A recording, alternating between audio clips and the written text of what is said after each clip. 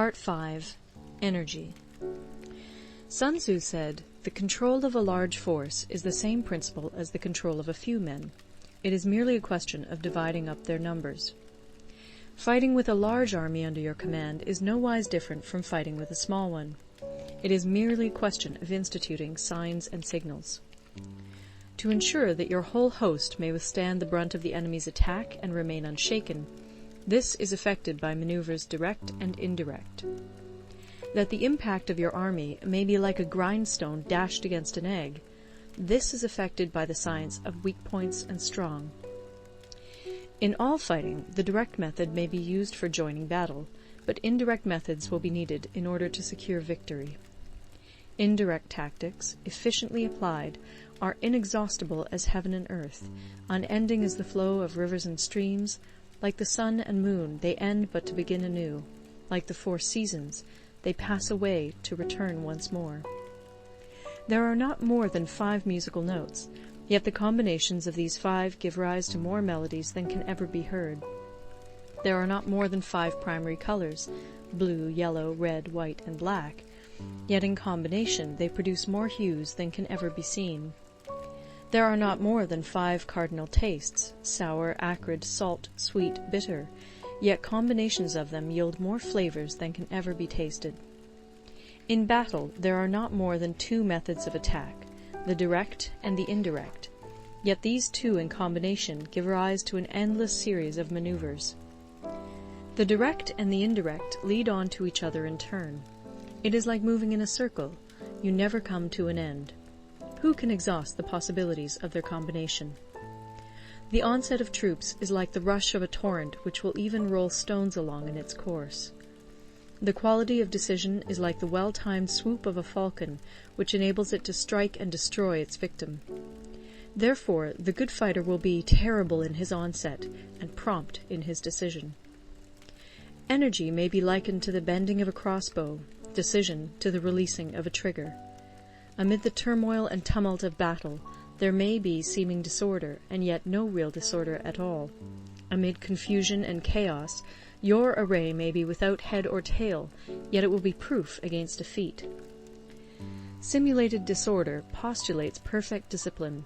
Simulated fear postulates courage. Simulated weakness postulates strength. Hiding order beneath the cloak of disorder is simply a question of subdivision.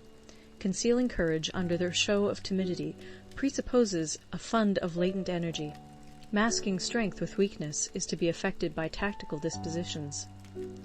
Thus, one who is skillful at keeping the enemy on the move maintains deceitful appearances, according to which the enemy will act. He sacrifices something that the enemy may snatch at it. By holding out baits, he keeps him on the march. Then, with a body of picked men, he lies in wait for him. The clever combatant looks to the effect of combined energy, and does not require too much from individuals. Hence his ability to pick out the right men and utilize combined energy. When he utilizes combined energy, his fighting men become as it were like unto rolling logs or stones, for it is the nature of a log or stone to remain motionless on level ground, and to move when on a slope.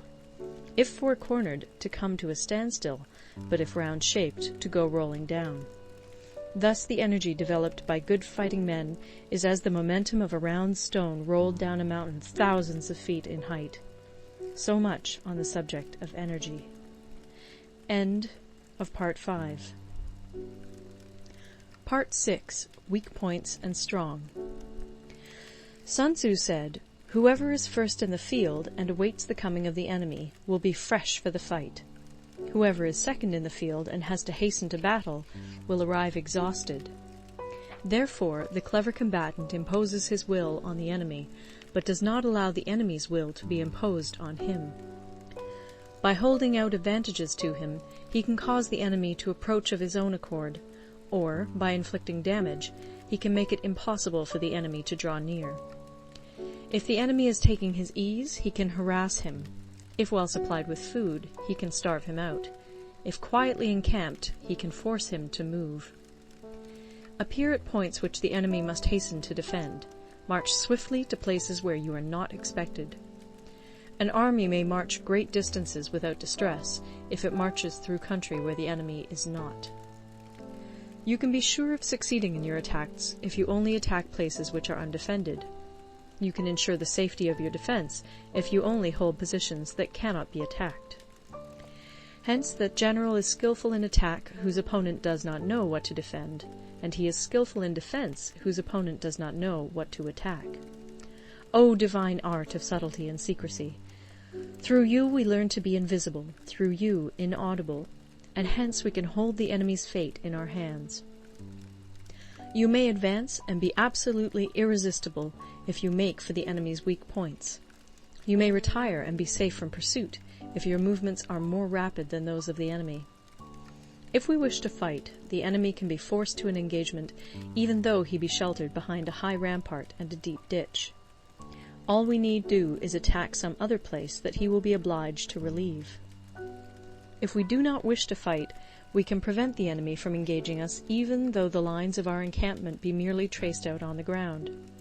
All we need do is throw something odd and unaccountable in his way. By discovering the enemy's dispositions and remaining invisible ourselves, we can keep our forces concentrated while the enemy's must be divided. We can form a single united body while the enemy must split up into fractions. Hence there will be a whole pitted against separate parts of a whole, which means that we shall be many to the enemy's few. And if we are able thus to attack an inferior force with a superior one, our opponents will be in dire straits. The spot where we intend to fight must not be made known, for then the enemy will have to prepare against a possible attack at several different points. And his forces being thus distributed in many directions, the numbers we shall have to face at any given point will be proportionately few. For should the enemy strengthen his van, he will weaken his rear. Should he strengthen his rear, he will weaken his van. Should he strengthen his left, he will weaken his right. Should he strengthen his right, he will weaken his left. If he sends reinforcements everywhere, he will everywhere be weak. Numerical weakness comes from having to prepare against possible attacks. Numerical strength from compelling our adversary to make these preparations against us. Knowing the place and the time of the coming battle, we may concentrate from the greatest distances in order to fight. But if neither time nor place be known, then the left wing will be impotent to succour the right equally impotent to succour the left, the van unable to relieve the rear, or the rear to support the van. How much more so if the furthest proportions of the army are anything under 100 li apart, and even the nearest are separated by several li. Though according to my estimate the soldiers of Yue exceed our own in number, that shall advantage them nothing in the matter of victory. I say then that victory can be achieved. Though the enemy be stronger in numbers, we may prevent him from fighting. Scheme so as to discover his plans and the likelihood of their success. Rouse him and learn the principle of his activity or inactivity. Force him to reveal himself so as to find out his vulnerable spots. Carefully compare the opposing army with your own, so that you may know where strength is superabundant and where it is deficient. In making tactical dispositions, the highest pitch you can attain is to conceal them. Conceal your dispositions, and you will be safe from the prying of the subtlest spies, from the machinations of the wisest brains. How victory may be produced for them out of the enemy's own tactics, that is what the multitude cannot comprehend. All men can see the tactics whereby I conquer, but what none can see is the strategy out of which victory is evolved. Do not repeat the tactics which have gained you one victory, but let your methods be regulated by the infinite variety of circumstances. Military tactics are like unto water, for water in its natural course runs away from high places and hastens downwards. So in war, the way is to avoid what is strong and to strike at what is weak. Water shapes its course according to the nature of the ground over which it flows. The soldier works out his victory in relation to the foe whom he is facing. Therefore, just as water retains no constant shape, in warfare there are no constant conditions. He who can modify his tactics in relation to his opponent and thereby succeed in winning may be called a heaven-born captain. The 5 elements, water, fire, wood, metal, earth, are not always equally predominant. The 4 seasons make way for each other in turn. There are short days and long. The moon has its periods of waning and waxing. End of Part 6.